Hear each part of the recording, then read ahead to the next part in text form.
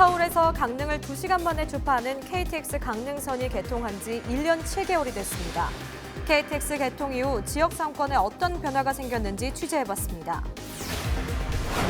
강릉역을 제외하고 KTX 강릉선이 통과하는 나머지 역들은 이용객이 늘지 않아 걱정입니다.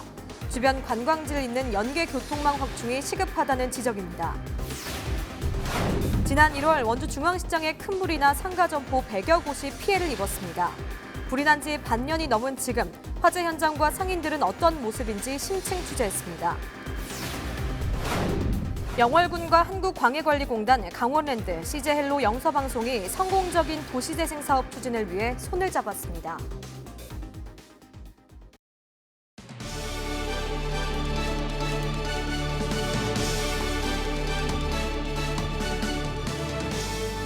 시청자 여러분 안녕하십니까? 헬로티비 뉴스 강원입니다.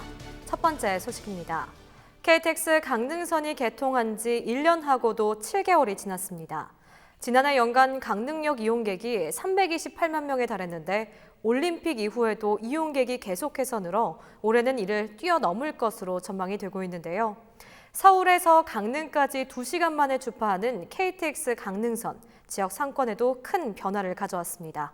어떤 점이 달라졌을까요? 노지영 기자가 보도합니다. 강원판 교통혁명으로까지 불리는 KTX 강릉선 개통. 지난해 강릉을 찾은 관광객은 약 1,670만 명으로 2017년보다 13.8%, 200만 명 넘게 증가했습니다. 올림픽이 끝난 뒤에도 KTX 개통 효과를 톡톡히 보고 있는 겁니다. 2시간대에 서울과 강릉을 연결하면서 지역 상권에도 큰 변화가 생겼습니다. 강릉 안목 커피거리와 중앙시장 일대가 필수 관광 코스가 되면서 음식점과 커피 전문점들은 호황을 누리고 있습니다. 개통 이후에도 손님들이 그래도 많이 찾아주긴 하셨는데 그래도 작년에 올림픽 때 그때는 손님들이 많이 찾아주셨고 커피 도시로 좀 유명한 걸로 이게 사람들이 많이 인식이 박혀 있어서 그런지 일단 주로 커피를 드시고. 하지만 같은 요식업에서도 희비는 엇갈립니다. 최근 젊은 층의 여행 트렌드가 이른바 소확행에 집중되기 때문입니다.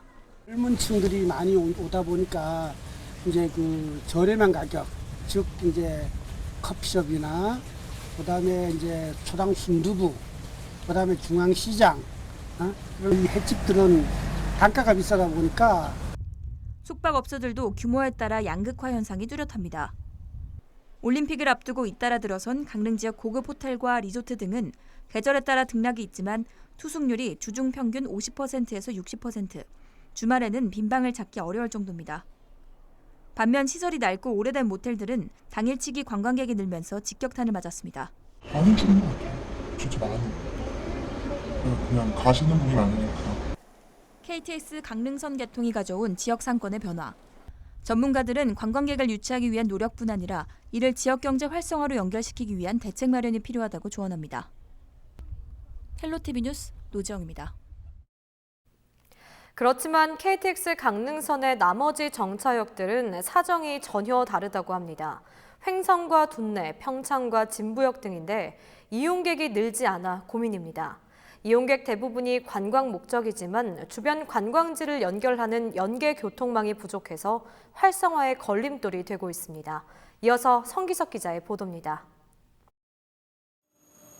서울역에서 출발한 KTX 열차가 도착하자 승객들이 하나둘 열차에서 내립니다. 그런데 평창역에 내린 이용객은 20여 명에 불과합니다. 지금 보다시피 이 역 주변이 지금 뭐 썰렁하고 뭐 먹거리도 없고 그러니까 이제 거의 다 이제 타면은 강릉으로 다 가는 영향이고. 올해 KTX 강릉선의 평창역 이용객은 한 달 평균 16,000명가량, 하루 약 500명 정도가 평창역에서 열차를 타고 내린 건데 그나마 주말을 빼면 이용객은 거의 없다는 얘기입니다. 횡성과 둔내, 진부 등 KTX 강릉선이 지나는 다른 역들도 사정은 비슷합니다. 하루 많게는 700명, 적게는 300명의 승객만이 해당 역사를 이용했습니다. 가장 큰 고민거리는 바로 연계교통입니다. 기차에서 내려서 주변 관광지로 가기 위해서는 대중교통을 이용해야 하는데요. 시내버스의 경우에 그 대수와 시간이 충분하지 못해 관광객들의 불편함이 이어지고 있는 겁니다. 5시까지더라고요, 투어 시간이. 근데 저는 한 2시, 3시 사이에 다시 서울로 가야 되기 때문에 그래서 안 탔는데 그냥 그걸 타고 시간 맞춰 내릴 걸 잘못한 것 같아요. 사정이 이렇자 코레일과 해당 지자체들도 대책 마련에 고심하고 있습니다. 시내 버스 시간을 강릉선 열차 시간에 맞춰 조정하고 주변 관광지를 연결하는 시티 투어 버스도 도입했습니다. 이 때문에 KTX 역사 이용객이 지난해보다 20% 정도 늘었지만 아직 갈 길은 멀기만 합니다. KTX 열차 이용객을 대상으로 한 맞춤형 관광상품 개발이 필요하다는 목소리도 나옵니다. 가장 중요한 게 일단은 연계 교통이 가장 중요합니다. KTX하고 바로바로 연결되는 연계 교통이 있어야만 관광객들이 많이 찾아올 수 있거든요. 그래서 처음에는 연계 교통이 상당히 구축이 안 돼서 불편했습니다. 수도권 접근성 개선을 통해 도내 전반에 걸쳐 변화를 가져온 KTX 강릉선. KTX 강릉선 개통 효과를 극대화하기 위한 대책 마련이 시급합니다. 헬로티비 뉴스 성기석입니다.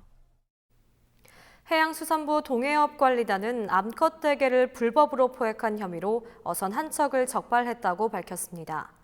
적발된 이 어선은 지난 16일 오전 5시쯤 삼척 장호항 북동쪽 16km 해상에서 암컷 대게 124마리를 불법 포획한 혐의를 받고 있습니다. 적발된 어선은 암컷 대게를 골뱅이 통발 미끼로 사용하기 위해 포획한 것으로 조사 결과 드러났습니다. 암컷이나 어린 대게를 포획하면 2년 이하 징역 또는 2천만 원 이하의 벌금형과 함께 어업 정지 처분을 받을 수 있습니다.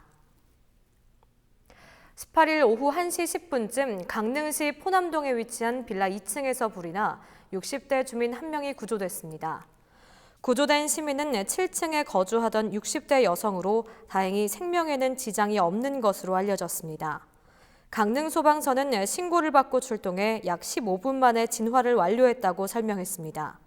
경찰은 김치냉장고에서 불이 난 것으로 보고 정확한 사고 원인을 조사하고 있습니다.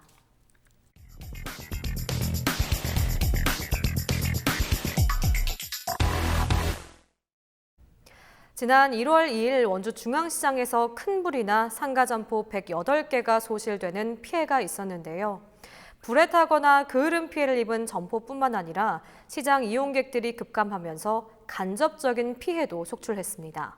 화재가 발생한 지 반년이 넘은 지금 화재 현장과 상인들은 어떤 모습일까요? 심층 취재 박건상 기자의 보도입니다.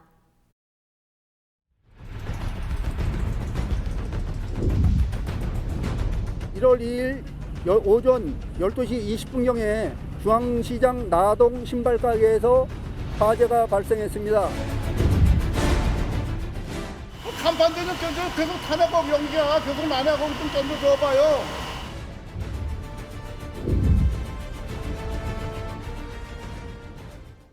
화재 발생 7개월이 지난 지금 검게 그을리고 무너져 내린 당시의 화재의 흔적을 곳곳에서 찾아볼 수 있습니다. 지금은 어떤 모습일까? 가장 먼저 찾아간 피해 상인은 불 꺼진 나동 골목 한쪽에서 아무도 찾지 않는 매장을 지키고 있었습니다. 화재 난 부분을 구경하러 오시는 분들은 있고요. 일부러 여기를 알아서 오시는 분들은 예전 고객분들, 저희가 이제 고정 고객분들은 계시는데 지나가면서 그냥 와가지고 사시는 분들은 솔직히 없죠. 여기 와가지고 일단은 불빛도 그렇고. 또 다른 피해자를 만나봤습니다. 오랫동안 단골로 지내던 손님들의 응원으로 다시 문을 열 힘을 냈다는 허남기 씨. 멀리서 오시는 분들도 계셨고요. 그다음에 이제 기존에 계속 가게 언제 여냐고 계속 이제 연락 주시던 분들도 계셨어가지고 제가 또 빨리 다시 시작을 해야 되겠다라는 생각을 좀 가졌던 것 같아요. 상당수의 상인들은 다시금 점포를 시작했지만 그렇지 않은 피해 상인들도 있습니다. 일부 젊은 피해 상인들은 아르바이트를 전전하고 있으며 또 다른 상인들은 인근 시장에서 물건을 배달하며 생계를 유지하고 있습니다. 화재 직후 정부와 원주시는 피해 상인들에게 지원을 약속했습니다. 하지만 공식적인 피해 지원금은 긴급 생계비가 전부였습니다. 개인 과실로 인한 화재이기 때문입니다. 따로 지원 금액 같은 경우는 저희가 개인적으로 보험을 넣거나 했을 때 개인 보험사에서 받거나 아니면 지난 화재 난 이후에 성금 주신 분들 그 돈으로 저희가 한 달 정도는 겨우 유지를 해나갔었고 그 외에는 지원금이 없어가지고. 점포 전체가 불에 타지 않고 일부만 불에 타거나 그을은 피해만 입은 상인들은 긴급 생계비조차 받지 못했습니다. 현재 피해 상인들은 법정 싸움을 예고하고 있습니다. 우선 원주시를 상대로 손해배상 소송을 준비하고 있습니다. 원주시에는 소방도로 관리 소홀의 책임을 묻겠다는 것입니다. 이와는 별개로 최초 불이 난 신발가게 주인에게 민사적 책임을 묻겠다는 입장입니다. 시설적인 거든 도의적인 거든 무엇이든지 간에 조금 책임을 좀 묻고 싶습니다. 전문가들은 법적으로 실화자에 대한 책임이 입증되더라도 피해 보상을 할 수 있는 본인 명의의 재산이 있어야 한다고 조언합니다. 판결문을 받더라도 그 판결문에 적힌 판결금을 받기 위해서는 그 이제 실화를 내신 분한테 이제 재산이 있어야 되겠죠. 근데 만약에 본인 앞으로 재산이 없다거나 모자르다라고 하면 그 부분에 대해서는 실제로 배상받기는 어렵겠죠.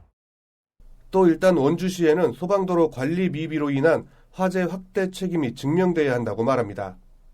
이제 남은 과제는 중앙시장 나동에 대한 복구일 것입니다. 현재 3가지 안이 거론되고 있는데 이 중앙시장 나동에 대한 재축 또는 구조 보강 아니면 중앙시장 전체적인 재건축이 거론되고 있습니다. 화재 전 모습을 갖추기 위한 재축은 나동에 대해서만 진행하게 되지만 주차장까지 확보해야 하는 걸림돌이 제기되고 있습니다. 또 한 가지 방법은 나동에 대한 구조 보강인데 44억 원에 달하는 금액이 소요되는 상황에서 상인들은 탐탁해하지 않고 있습니다. 나머지 중앙시장 재건축은 전체 상인들의 동의가 필요합니다. 전체 상인들의 합의가 쉽지 않습니다. 하지만 원주시는 어떤 예산 지원도 현행법상에서는 어려운 상황입니다. 재산의 이게 사유재산이기 때문에 공설시설이라든가 이런 것들은 가능하지만은 사유재산이기 때문에 그게 그러니까 어렵다는 거죠. 최근에는 원주시가 불에 탄 나동 점포들을 매입해 주차장으로 조성하는 방안을 검토하고 있습니다. 문제는 또 있습니다. 한번 화재 피해를 입은 상인들은 기본적인 소방시설도 마련되지 않은 지금의 중앙시장에서 다시 가게를 열었다는 점도 불안감을 키우고 있습니다. 많이 불안하죠. 밖에서 조금만 이상한 소리가 들려도 바로 나가봐요. 네, 굉장히 불안한 마음이 크고 여기 와서 제일 먼저 했던 게 소화기 2대 갖다 놓고 화재보험 제일 먼저 들었고 그나마 원창묵 원주시장이 화재 피해 직후 상인들에게 전면 재건축의 경우 전통시장 발전기금을 통해 주차장 조성 비용 지원을 약속했지만 순전히 단체장의 노력에 의해 정부 예산을 받아와야 하는 상황입니다. 그래도 한 줄기 희망은 있습니다. 최근 한 지상파 방송국의 프로그램에서 원주 중앙시장을 비추면서 어느 정도 활기를 찾고 있는 모습입니다. 손님들이 많이 오시기도 하고 그래서 이제 각 가게 점포들마다 조금씩 또 준비들도 좀 많이 하시고 이제 손님 맞을 준비도 좀 많이 하시고 하고 계셔서 많이 좀 활기차졌죠. 주말에도 타 지역에서 오시는 분들도 너무 많고 평일에도 평소보다 매출이 거의 2배 이상으로 올라서 굉장히 실감하고 있는 것 같아요. 화마로 생계터전을 잃은 사람들. 이들의 가장 큰 바람은 자신들의 꿈을 더 이상 타의에 의해 빼앗기지 않았으면 좋겠다는 것입니다. 상인들의 꿈을 응원합니다. 헬로티비 뉴스 박건상입니다.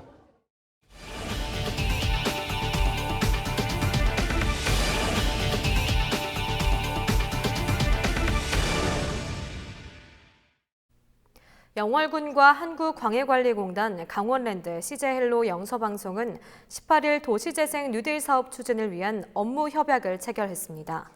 각 기관은 이번 협약을 통해 도시재생 사업 발굴을 위한 실무 협의체를 구성하고 연구와 포럼을 진행하는 등 상호 협력해 나가기로 했습니다. 그간의 이제 지역에 사실 활력이 좀 떨어져 있습니다. 오래된 도시들은. 그래서 아마 이런 도시재생 사업을 시작하게 되면 지역 주민들이 함께 하다 보니까 굉장히 활력을 띠게 될 것이다. 먼저 그게 생각이 듭니다. 지역 주민들과 함께 할 수 있는 그런 사업들을 그 유대관계를 더 강하게 돈독하게 하면서 저희가 이 지역에 특히 폐광 지역에 할 수 있는 어떤 여러 가지 지원이나 그리고 사업들을 더 적극적이고 열심히 추진하는 것으로 목표를 삼고 있습니다. 영월군은 특히 올해 하반기 덕포지구 도시재생 뉴딜 사업이 국토부 공모사업에 선정될 수 있도록 한국광해관리공단과 함께 콘텐츠를 발굴할 계획입니다. 이제 영월역 앞을 중심으로 한 덕포 도시재생 사업은 덕포 지역이 영월읍의 또 하나의 새로운 중심권으로 형성되는데 크게 기여할 것으로 봅니다. 고성 DMZ 평화의 길 도보 탐방이 다음 달 일시적으로 중단됩니다. 고성군은 DMZ 평화의 길 도보 구간인 A코스 운영을 다음 달 1일부터 15일까지 중단한다고 밝혔습니다. 한여름 무더위에 탐방객 안전사고가 우려되고 통일 전망대 인근 도로 혼잡과 주차난을 예방하기 위한 조치입니다. 고성군은 다만 다음 달 16일부터 평화의 길 탐방 신청자 가운데 결원이 발생할 경우 회차별 정원 범위 내에서 현장 접수가 가능하다고 설명했습니다. 지난 2달간 고성 DMZ 평화의 길을 실제 방문한 비율은 도보 구간인 A코스가 74%, 차량 구간인 B코스가 42%인 것으로 나타났습니다. 양구에서 2사단 해체에 반대하는 범국민 추진위원회가 출범했습니다. 지역사회단체와 군민들로 구성된 추진위는 18일 양구 문예회관에서 창립총회와 발대식을 하고 지역에 위치한 2사단 해체로 4천여 명의 인구 감소와 지역 경제 타격이 우려된다고 주장했습니다. 또 수십 년간 군사보호지역으로 많은 규제를 감내하고 살아온 양구 군민들의 생존권 보장과 상생을 위해서 재정 지원과 대규모 국책사업 추진이 필요하다고 요구했습니다. 추진위는 앞으로 국방개혁 2.0 수정을 요구하는 범국민 서명운동과 궐기대회 등을 펼칠 계획입니다. 강원도는 17일 휴가철 대폭 증가할 것으로 예상되는 교통 수요에 대비해 하계 휴가철 특별교통대책을 추진한다고 밝혔습니다. 우선 도는 25일부터 다음 달 11일까지 시군 관계기관 합동으로 특별교통대책 상황실을 운영할 방침입니다. 이와 함께 강원도는 주요 고속도로 나들목과 상습 교통체증 구간에 우회도로 안내 표지판을 설치하고 도로 전광 표지판을 통해 실시간 교통 정보를 제공할 계획입니다. 또한 휴가철 집중되는 대중교통 수요에도 대비하기 위해 시외버스를 하루 28회 증편 운행하고 고속도로 휴게소에 임시 화장실을 추가 설치하는 등 이용객에 대한 서비스도 강화할 계획입니다. 동부지방산림청은 18일 제5호 태풍 다나스에 대비해 산사태 취약지역과 대규모 산지 전용지 등을 대상으로 안전점검을 완료했다고 밝혔습니다. 산림청은 또 7개 국유림 관리소와 함께 산사태 대책 상황실을 운영하고 24시간 비상근무 체계를 유지할 계획입니다. 특히 지난 4월 발생한 동해안 대규모 산불 피해지와 정선군 가리왕산 알파인 경기장에 대해 산사태 피해가 발생하지 않도록 특별 관리를 추진합니다. 이와 함께 위급 상황 시 산사태 취약지역 916곳 주변 지역에 거주하는 주민들에게 전화와 문자, 마을 방송 등을 통해 상황을 전파할 계획입니다. 이어서 날씨입니다. 금요일 우리도 저녁 종일 구름 낀 흐린 날씨를 보이겠지만 영서 지역을 중심으로 폭염경보 수준인 35도까지 오르며 무척 덥겠습니다. 5호 태풍 다나스는 현재 대만 동쪽 해상을 지나면서 우리나라에 가까워지고 있습니다. 토요일 제주와 일부 남부 내륙을 거쳐서 동해상으로 빠져나갈 것으로 예상됩니다. 아침 최저기온 춘천과 속초 22도, 강릉은 23도까지 오르겠고 습도까지 높아 후텁지근하겠습니다. 영서 지역 폭염 경보 수준의 더위가 예상됩니다. 강릉 29도, 춘천과 원주 34도, 홍천은 35도까지 오르겠습니다. 이어서 주간 날씨입니다. 영서 지역 일요일과 월요일 5호 태풍 다나스의 영향으로 비가 오겠고 이후 수요일에도 또 한 차례 비가 예보돼 있습니다. 영동 지역도 비 소식이 잦습니다. 다음 주까지도 계속해 하늘이 흐리겠고 비가 내리겠습니다. 산사태 등 2차 피해 발생하지 않도록 대비 잘해주시기 바랍니다. 우리 지역 바다 날씨입니다. 동해 전해상 구름 낀 흐린 날씨를 보이겠지만 파도의 높이는 잔잔하겠습니다.